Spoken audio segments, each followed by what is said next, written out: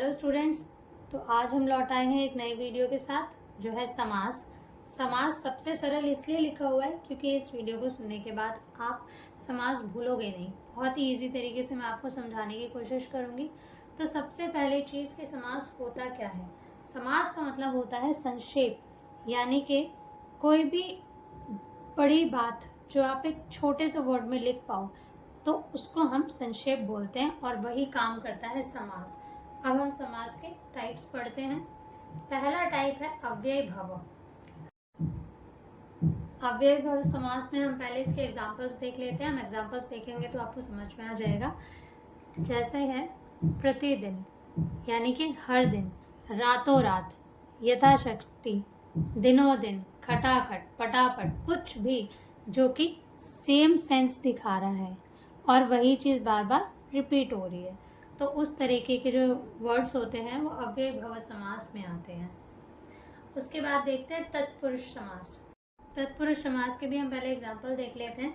जैसे है गृहागत, यानी गृह को आगत, राजपुत्र, राजा का पुत्र, धर्मयुक्त, धर्म से युक्त, जिसमें कारक आ रहे हैं बीच में, का, के, की, इस तरीके के जो समास होते हैं वो तत्पुरुष समास होते हैं।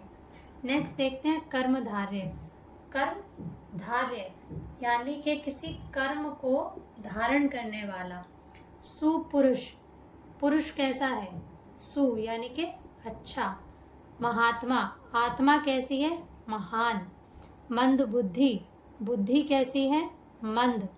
तो यहाँ पे एक कर्म धारण किया गया है किसी इंसान के थ्रू, तो वो जो है हमारे कर्मधारय समास में आते हैं। नेक्स्ट है द्विगु समास। द्विगु समास यानी कि द्विगु आप नंबर से डिनोट कर सकते हो। जहाँ पे भी नंबर्स हों वहाँ पे आप द्विगु समास लगाएंगे।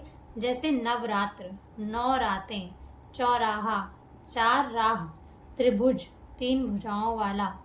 तो इस तरीके के जो वर्ड्स होते हैं वो द्विगु समास में आते हैं।